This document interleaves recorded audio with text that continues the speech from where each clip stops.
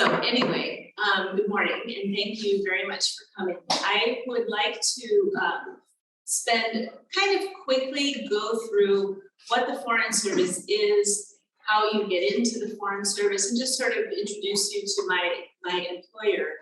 And then we'll focus on educational and cultural diplomacy, because that's what that's my area of expertise, and that's what I do. And it's also what I love. So that's the stuff that's more interesting to me as well. So the U.S. Foreign Service, like it says up here, is the diplomatic corps of. Point out to make it go.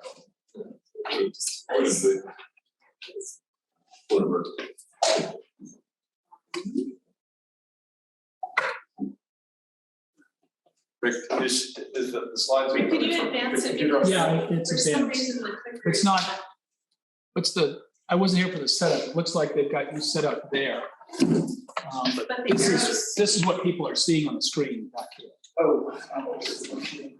Okay. No, we're not seeing anything on the Zoom. Nothing. We've got a blank screen being shared with us. Oh, that's growing. Hold on a second. Let's figure out what they missed.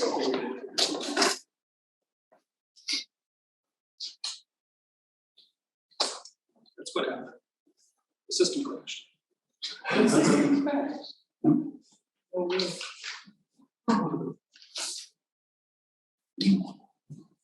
Restart.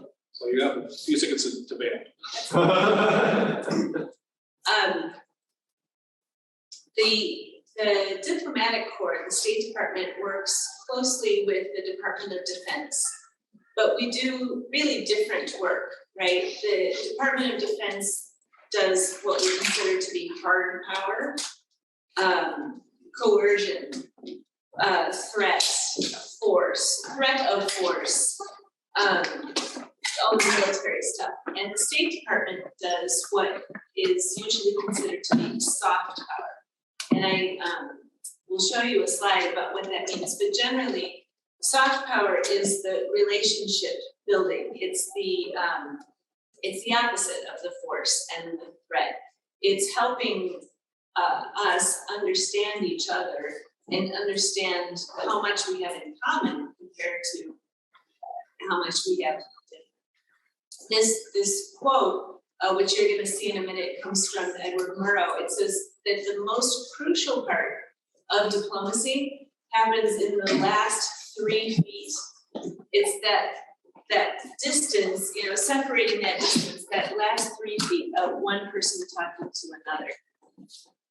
But how that force people do? Sometimes yes, and sometimes no. But how about the intelligence behind it? Absolutely, absolutely. And we, of course, all the government agencies work together. In education and culture, we have a pretty firm firewall between the intelligence people and our work, because the last thing that we want to do is to cause problems for the people that we're working with. And I can give you a quick example. When I was working in Uzbekistan as a fellow for the State Department, since you're not, maybe if I stand here for a moment. When I was working in Uzbekistan for the State Department, I was working exclusively in education. I was based at a university. I was doing training for teachers, and I was teaching I was teaching students who were going to become teachers. And that's really what I did.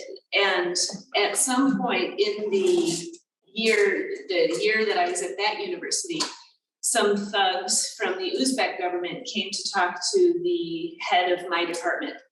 And he was well into his 70s, maybe into his 80s, very sharp, very bright, but physically a little bit, not quite as strong. He was because of his age. And they roughed him up. And they took him into custody for a couple of days. And they said it was because his department was harboring a spy who was there to undermine the Uzbek government. So it's super important that there's a wall between the intelligence people and the education people, because he could deny, and I could deny with 100% accuracy that I was not doing anything with the intelligence people I was teaching. So yes, the federal agencies work together, but at the level of, at my level, at my peon level, we don't have that much collaboration. Probably my bosses do, or their bosses, but no, I don't work with them. Were you teaching Yeah. American students or Uzbekistan? Uzbek students. So, Mexican is a good example. I hope to hear from you something about the former Soviet Union breaking up and how the various so-called republics, how much there is within the union. That's an entirely different presentation.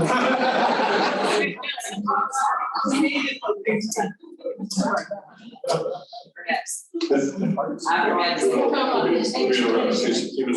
a Q&A as after she finishes her formal slide presentation. For those kind of questions, that would get too global. So, great. Still a work in progress. Okay, so the reality is this is gonna take a while to come back up. I can work on that. You can brief from here. The trouble is I can't be in both places. Can you go back and just advance slides for me? Oh, okay, sir. And then if I- What is this? Is it gonna show? You can see it. Oh, everybody look back So here. everybody needs to look back. Everybody in the room should look back here. Shall we just turn our chairs? You can stand back here too. Yeah. Are you saying something? Zoom, Yeah, go back. well, Zoom is seeing this, right? Yes. So you can just stand here temporarily and then once we get things flipped, we can, okay. We're not seeing anything that's on a monitor or anything. We're just seeing the room and the link. Gloria, your screen is misconfigured. It's being broadcast out. Everybody else can see. The slides should be showing, right? Slide No. is- No, I cannot see. Mom and I cannot see the screen. Oh, there's no slides ever been shown. Well, page up and page down. We have to click on it. Here, he's got that. I'll get this. I'm comfortable listening. Yeah. The way that you, well, we'll move on. So the way that you, let me tell you a little bit about how you get into the State Department, because this is a question that people ask me a fair amount. The State Department has several steps. The first step is that you take a written exam. And when we get to the slide, I'll show you the topics that are on the written exam. But basically, it's things like history, geography, economics, culture for the United States, and also history, economics, culture, geography, etc. for the world. And it's an 8-hour test. It's brutal. Nobody passes it really the first time. The second time that I took it was when I passed it. But so I'll give you some statistics. The year that I passed it, there were 30,000 people who took the test that year. And of those 30,000, they passed 10%, regardless of their scores, just the top 10% passed to the oral exam. We will be able to show you now, I think. Can we advance to the next? Cool. So,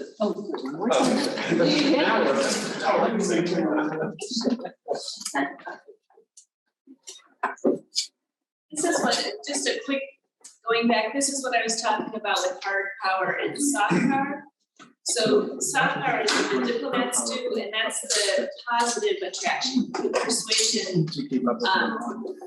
It's more about showing what we have in common than what we have different, establishing relationships. Okay. The State Department was created in 1789. It has two duties. One is to carry out the foreign policy of the United States, and the second one is to aid and assist US citizens overseas. So for example, if you are visiting another country and your passport is stolen, or you're in an accident and you're in a hospital, someone at the embassy is going to do a research for you if you need that. Hopefully you don't ever, but those are the two things that the State Department does. There are 265 embassies, embassies and consulates, 265 around the world. And there are foreign service people working in the 4 foreign affairs agencies. And those are state, agriculture, commerce, and USAID. USAID is the United States Agency for International Development. They do like infrastructure, education, things that pertain to development. The Foreign Service has 8,000 8,000 officers who are considered generalists, and 5,800 who are considered specialists. Specialists are people with specific skill sets, such as the diplomatic security people, the medical team, the secretarial team, the HR team. There are some librarians who work for the State Department, some linguists. So those are the specialists. USAID has 1,700, but they're hiring. And there are 230 who work at the Department of Commerce in the Foreign Commercial Services. What that is those are Americans who work in an embassy, and the purpose is to help US businesses establish a presence in that country, and to help businesses in that country establish a presence in the United States. The Foreign Agricultural Service, again, is similar. It's an agricultural expert who is helping build partnerships between agriculture farmers and agriculture industry in the US and in the foreign country. And then there's a small office of global media. They're small, but they're mighty. They produce a lot of different radio programs, international radio programs that are listened to around the world. And, during, say, for example, the Cold War, some of the people who were listening to the radio programs produced by the State Department were using that as their main source of news, because the news that they were getting from their media in their home country was not objective or accurate or fact-based. Is that like Voice of America? That's Voice of America, exactly. Like BBC. Similar, except that, similar. Okay, to join the Foreign Service, you have to be a US citizen. You can join up until the age of 59. But you can be up to 60 when you join. And the reason for this is that we're one of the 3 we're one of the 3 federal jobs that's required to retire at 65. I presume that will change with, someday, but at the moment, Foreign Service is required to retire at 65 unless you have the rank of ambassador. If you have the rank of ambassador, you can retire whenever the president tells you that the president is done with your service. Air traffic control is another federal job that is required to retire at 65.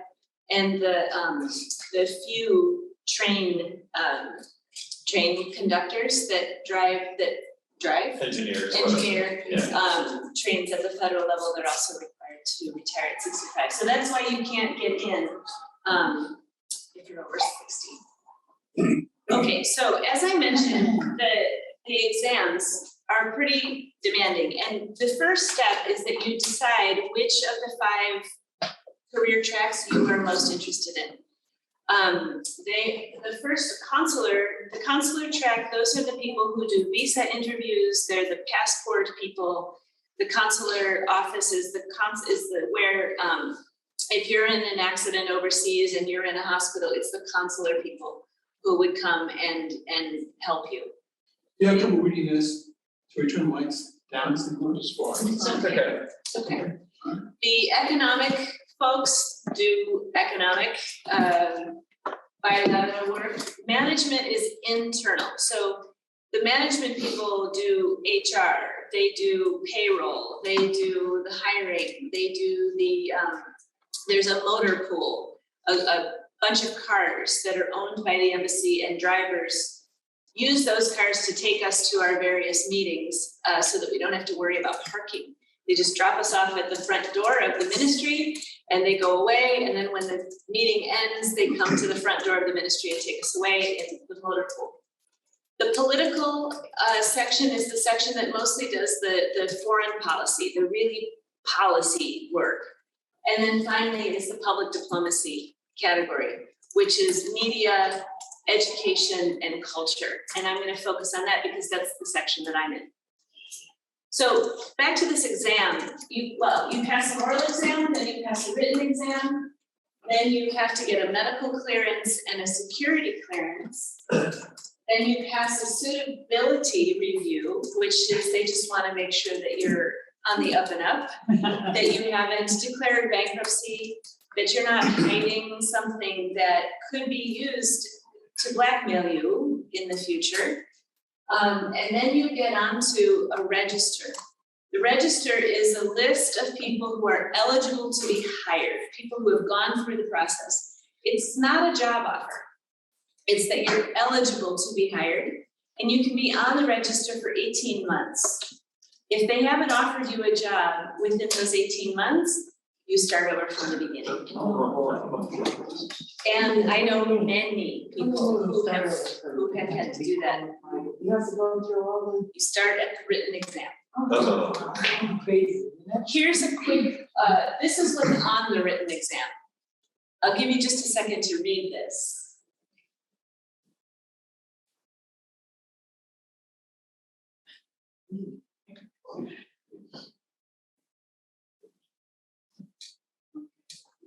And so, like I said, the year that I passed the exam, which was not the first year that I took it, they passed 10% of the 30,000 who took the first test. So now 3,000 advanced to the oral exam. The oral exam is an 8-hour exam, similar to the written exam, which is an 8 hours. And the written exam is done with your hands. You don't do it on a computer because they have to be super sure that nobody's cheating, or so you do your hand, like you get like cramps in your arm for the written exam. Here's the oral exam. This is what they're measuring. And most of the oral exam is hypothetical questions, some negotiating. For example, there were 10 of us who took the oral exam on the same day. We sat around a conference table. Each of the 10 of us had a binder of information. We were given 30 minutes to read the binder, which would have taken multiple hours to read, but we were given 30 minutes to read as quickly as possible all the information in the binder. And we were told, there's enough money to pay for one project. And you have 10 projects, each of you have a project. You have after you finish reading all the information about your project, you have an hour to discuss among yourselves which project should get the funding. But in your binder, the information says, your project must be the one that gets the funding. So convince these other people to pay for yours. And we all had that same assignment. So we had to negotiate and persuade and concede. And there's really no right answer to any of this. They just want to see how you negotiate, how you compromise, how you interact with others while you're trying to convince them that yours is the one that gets the money.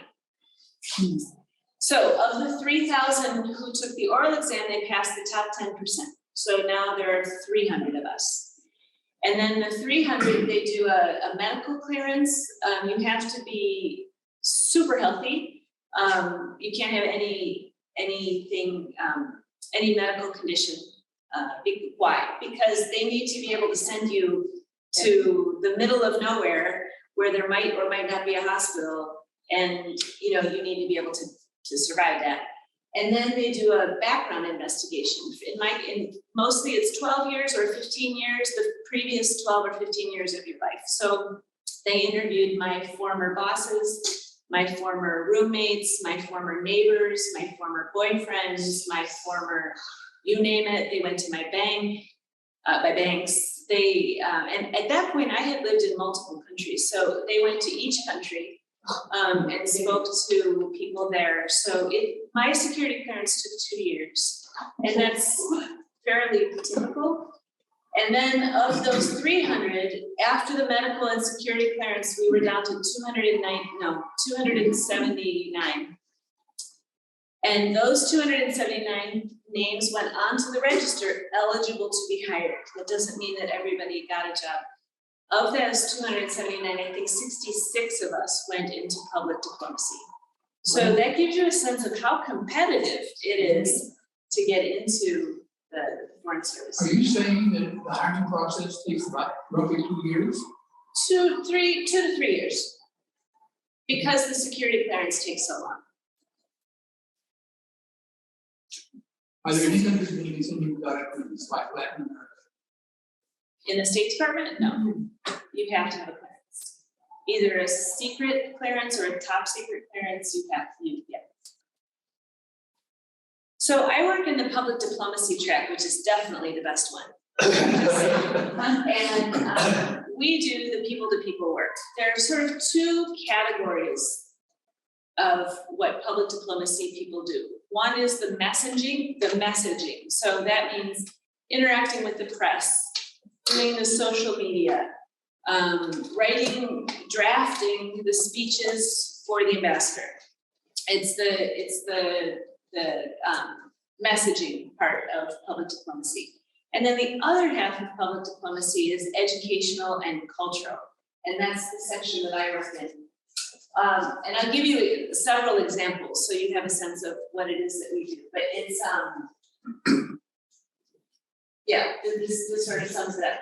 In a nutshell, I like to think of it, this isn't a State Department term, but it's my term. I think what we do is we inform and we engage and we influence. I'd like to give you 3 examples of the type of work that public diplomacy does. And then we can take questions because I don't want to just be talking at you the whole time. So one program is called the International Visitor Leadership Program. And in this program, the embassy and consulates identify a certain number of people each year. Washington tells us how many people, we don't know until that year how many we're going to get. But let's say my last assignment, I was in Brazil. And in Brazil, we had 50 slots or 50, we could select 50 Brazilians to participate in this program. And our task was to identify 50 up-and-coming leaders, maybe between the ages of, well, like 30, 40-year-old professionals who clearly seemed to be on a leadership, with leadership capacity, sometimes in business, sometimes in academics, sometimes in culture, sometimes in all different topics. These 50 people then would go to the United States, not as a group, they would go individually because they all had different types of expertise. But participants in this program go to the US for about 3 weeks. They usually spend 1 week in one city, then another week in another city, and then a third week in the third city. And their cohort is maybe 20 people, 25 people, each one from a different country. But all of them have a certain type of expertise. So let's say, for example, they're IT professionals. They might spend 1 week in Silicon Valley meeting with IT experts in Silicon Valley. Then this group would maybe go to, I don't know, Chicago, and they would spend a week in Chicago interacting with IT people, sort of building their network, building their expertise, their professional development. Then spend the 3rd week, I don't know, in Washington, DC, again with IT people. And then at the end of this 3 weeks, they go back to their country and continue their lives. But the idea is that the relationships that they make and the people that they meet will be influential to them further along in their profession. Most, I don't know if I could say help me. There have been about maybe 2,000 to 3,000 alumni of this program, many of whom are heads of state. Margaret Thatcher came on this program, for example. So lots of people who clearly are going to be leaders someday. This program is a program that I'm proud of because I helped develop it. We did this last 2 years ago in Brazil. The embassy is always in the capital, and the capital of Brazil is Brasilia. And so I was in Brasilia, and I was working with some teachers who worked in public schools that were under-resourced. And there were 10 schools, and my team and I worked with teachers in these 10 schools to identify young girls. These were high school age girls who seemed to be interested in technology and who seemed to be kind of smart and had potential. And we identified 100 girls. And for 1 year, we implemented this program called the STEAM Power for Girls program. STEAM being science, technology, engineering, arts, and math. We started with bringing the 100 girls together. We brought them to a 5-star hotel. They stayed in the hotel. They had never seen a hotel like this. So they stayed in the hotel, and we rented the conference rooms of this hotel. And they had workshops in languages like coding language. They had workshops in dance. They had workshops in all of the STEAM areas. Sorry? Coding? Coding, yes. To write code, exactly, computer coding. And we did a lot of training, but also a lot of confidence building and self-esteem building. That's how we started the program. We rented laptops for each of them so that they could be actually, working on everything that we were instructing. And then over the rest of, and also we identified 20 grad students from the university in town, all of whom were working in like biotechnology and different areas of STEAM. So we had 20 grad students, 100 high school aged girls, and these grad students were mentors. So each grad student mentored 5 girls. And over the course of the year, once a month, they would meet in person.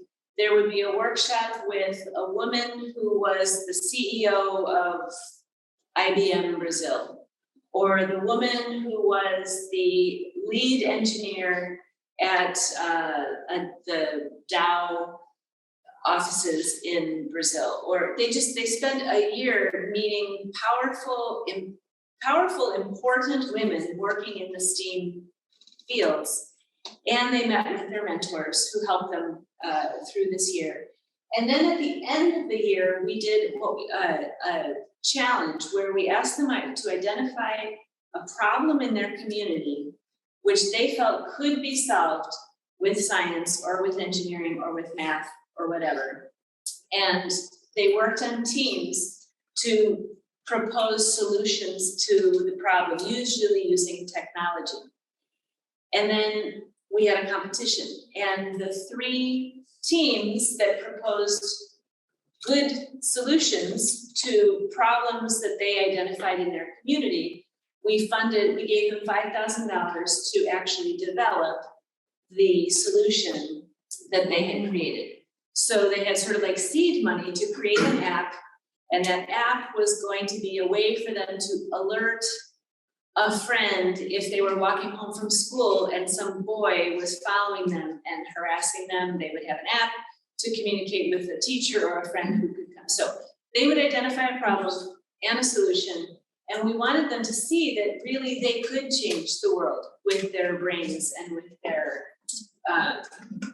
passion and their skills in the STEAM fields. And the third example is HipHop Diplomacy. So HipHop is a really great tool for diplomacy because you don't have to be a great singer and you don't even have to be a great dancer to be a good HipHop participant. And so HipHop has been used by the department for the last few years in conflict resolution issues. So for example,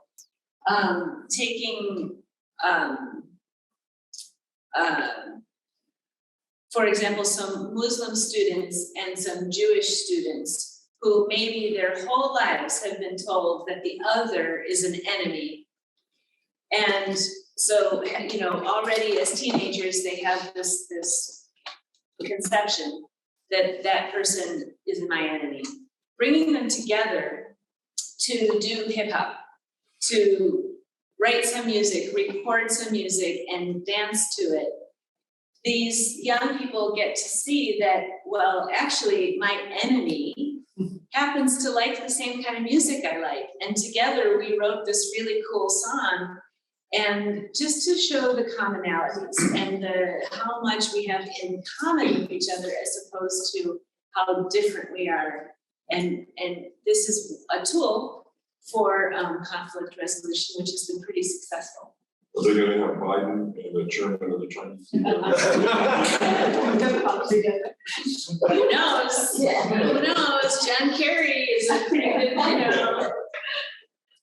Maybe golfing. Maybe golfing. Sports diplomacy, you know? Right, exactly. So that's what I wanted to present, to sort of introduce what the Foreign Service does, and what sorts of people do it.